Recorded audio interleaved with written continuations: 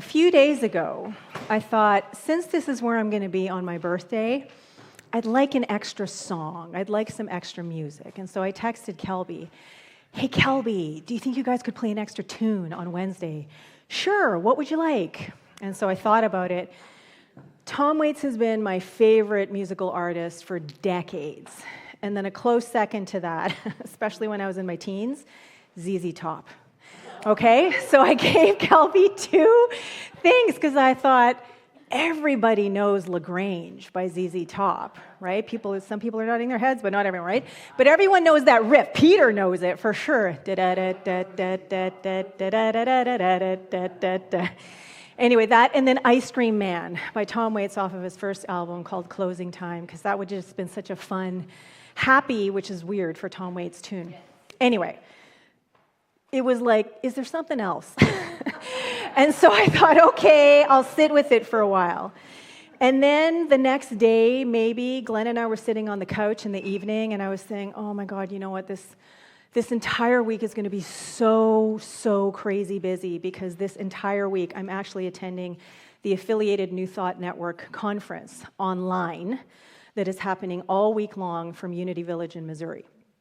I was supposed to be there in person, like I was last year, but because I was feeling the way I was feeling post-collision, about a month and a half ago, I thought, you know what, do I really want to travel 3 flights, airports, lots of people, stimulation, no matter how great?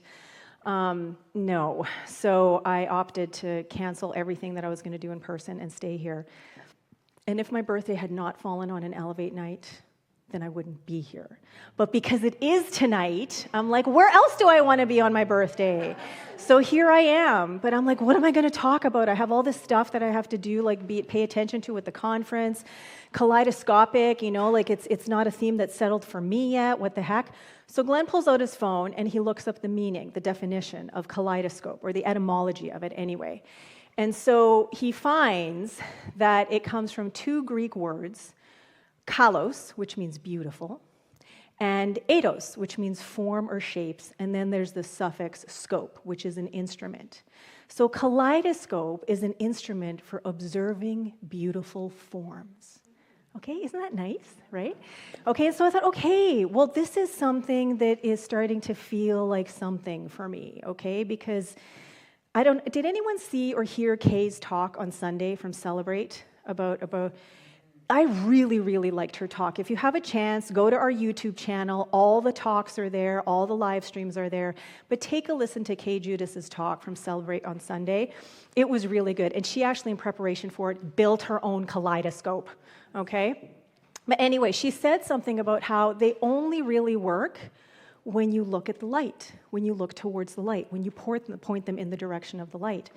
And so the light is who and what we are, right? And so it kind of made me think, life really only works for us when we remember who we are. And to remember who we are, we got to turn within sometimes. We got to align. We have to just really anchor in the truth and the love and the light that is who and what we inherently are.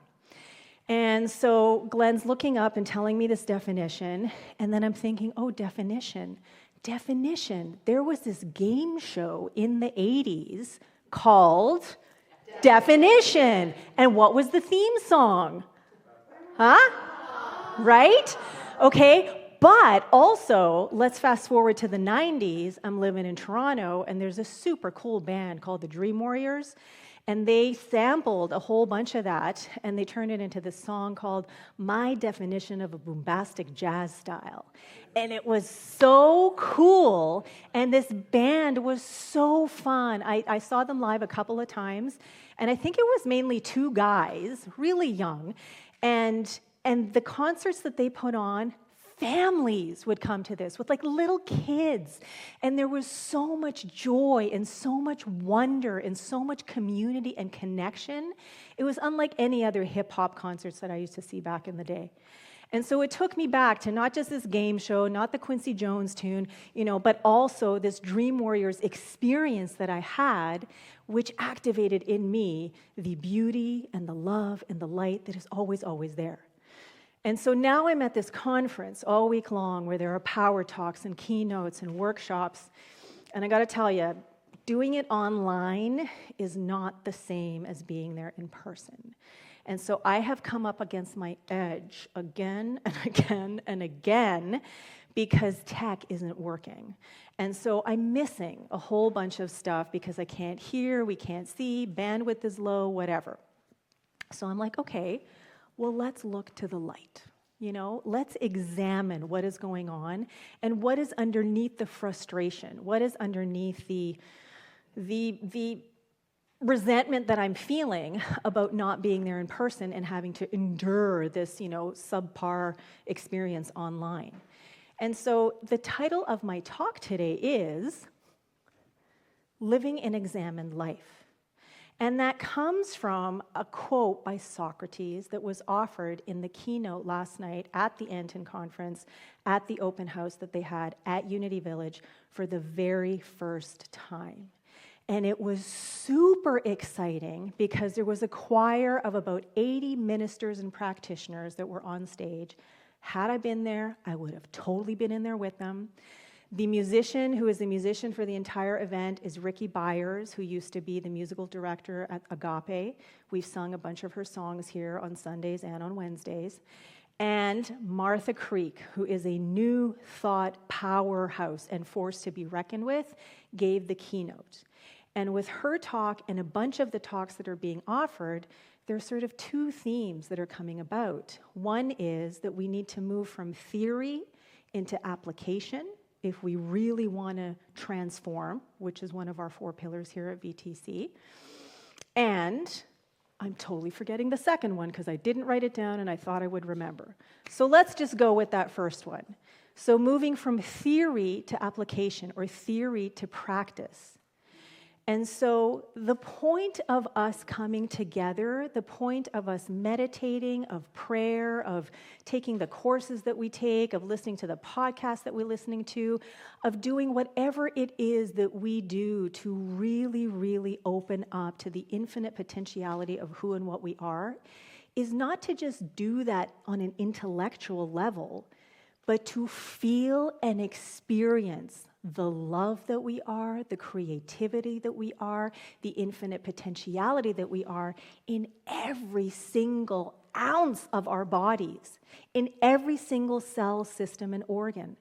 And so our work is to continue to take these tiny baby steps, sometimes massive quantum leaps, into embodying the love that we truly are, into really, really feeling and experiencing this incredible, amazing awesomeness, beauty, and love that we truly are. And so the quote that really jumped out at me in Martha's keynote was the quote by Socrates, where he says, "The unexamined life is not worth living." And if you just pause with that for a moment, and think of what an unexamined life might feel like. I mean, I know there are plenty of times where I'm not really paying attention to what I'm doing or how I'm being or how I'm moving through the day. And the work is to catch myself and to shift my awareness so that I can remember who I am and show up more as that. Create life as that. Create my experience, my relationships as that, rather than from the stuff that is going on. And so that's the edge that I kept coming up against over the last 2 days as this technology wasn't working. And I'm like, I'm missing these workshops. But when I just slowed down and thought, I can change my mind at any time. No one is forcing me to have this experience. I'm the one who's buying into this. So I'm choosing something different. I'm choosing to just sit here and watch, knowing that everything is energy, that there is no time or space in the quantum field. So whatever it is that is happening and being experienced in the room at Unity Village in Missouri, this is something that I get to experience for myself too. It may not be the exact kind of preferred experience that I would like, hearing all the words and taking all the notes and having all the handouts, but there's still something energetically that I get to receive, and that I get to experience out of this. And it's up to me to choose that over the frustration and being pissed off that They don't know what they're doing. I could have done this better. So there's this thing that came up for me as I was thinking about and examine life, and how when we just kind of go through the motions, when we live life by rote, when we're not living intentionally or purposefully, then we don't really know, we're not aware of why we're experiencing what we're experiencing. But when we slow down, when we pause, when we really turn within and look to the light that is always present because it's who and what we are, then we get to approach life with curiosity and faith and wonder. And that's why I chose this picture, which now for sure looks to me like AI. But there was this sense of wonder in this kid's eyes as it was just staring up at this tiny, delicate butterfly towards the light, not knowing whatever it is that is going on in this little toddler's head. But that sense of wonder and awe is something I know I would like to experience more of.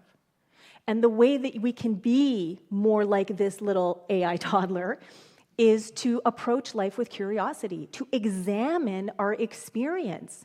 And if we're having an experience that we don't want, that we don't prefer, well, guess what? We get to change our experience by changing our mind, by focusing on something different. That's how powerful we are. No one's pulling our puppet strings. There are no puppet strings. We are the creators of our reality, and that's it.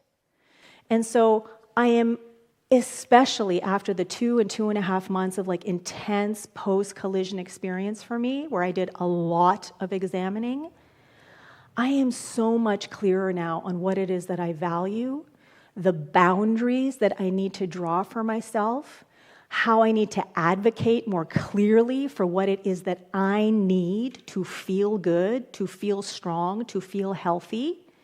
It's not for anyone else to figure out.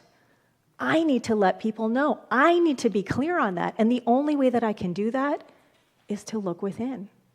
And so coincidentally or not, the theme for the Anton conference that I'm attending this week is called Deep Within. And so this is an opportunity, an invitation for all of us to stop focusing out here for solutions and trying to figure out how we can fix life from everything that's going on around us, but to shift our attention to within, to use us, our mind, as that scope that we can turn within so that we can become more aligned with and become more clear about the beauty and the awesomeness and the love that we truly are.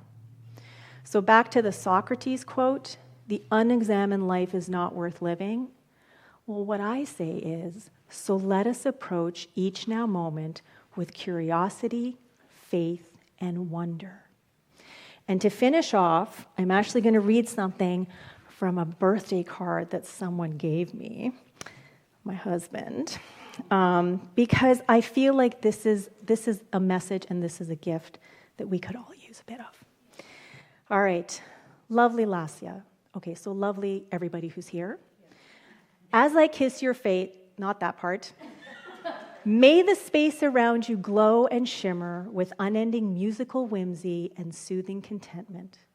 May joy be your very own word today, and on, and may playful curiosity and wonder, he had no idea what I was going to be talking about, may playful curiosity and wonder fire your wondrous imagination into new realms of fun, friendship, and quiet restfulness.